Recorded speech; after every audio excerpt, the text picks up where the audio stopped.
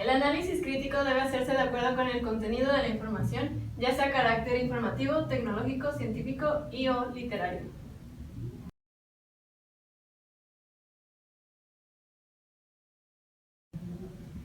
Consiste en desglosar y separar cada uno de los elementos que integran un mensaje, reflexionando sobre ellos y captando el sentido e intención del autor, para que de esta manera se pueda determinar si la obra crea un argumento o un punto.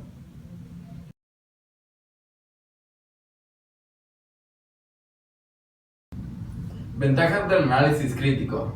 Ok, un correcto análisis supone una serie de ventajas para nosotros, como 1. Adquirir una actitud objetiva, lógica y crítica frente a planteamientos. 2. Capacidad de comprensión y capacidad de asimilación y análisis. 3. Enriquecimiento del vocabulario.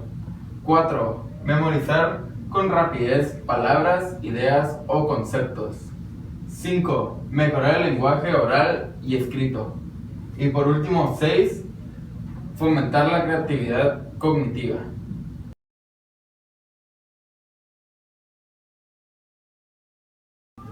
Para escribir un análisis efectivo se necesitan 6 partes. Primeramente, áreas notables. Cada obra, resumen o cualquier información diferente, se separa en diferentes áreas, de las cuales tenemos que identificarlas para poder escribir sobre cada una de ellas. Tiene que haber un balance entre lo bueno y lo malo. No se puede hablar simplemente sobre lo malo de una obra o de cualquier tipo de información. De cada tema se puede encontrar un punto negativo, un punto positivo, como ya dijimos, el balance.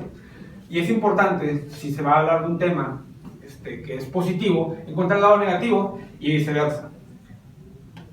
La relevancia del tema hay que darle al lector la importancia sobre nuestro tema para que así le parezca interesante leer nuestra crítica. Evitar la introspectiva quiere decir que si se va a hacer una crítica, es importante siempre hacerla sobre el lado académico, con un lenguaje en tercera persona y no utilizar fundamentos personales, sino siempre basarnos en lo académico.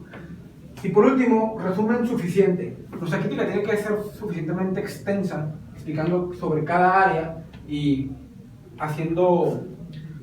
plasmar esas 5 anteriores para que así pueda ser lo suficientemente bien explicada.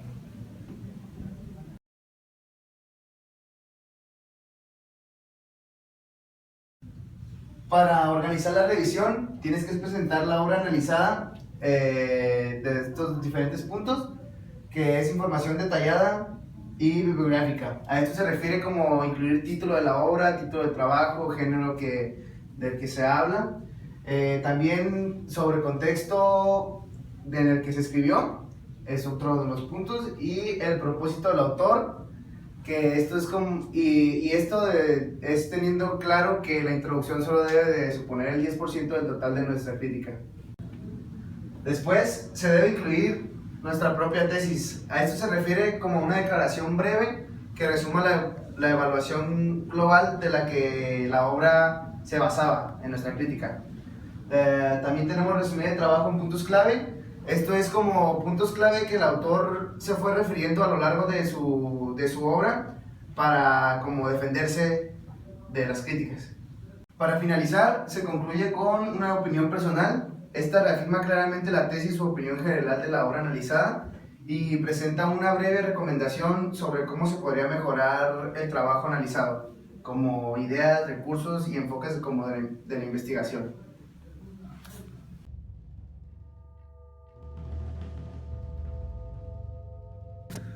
Un ejemplo claro sobre una crítica constructiva puede ser la descripción de un anuncio de Gandhi, con el cual se dice que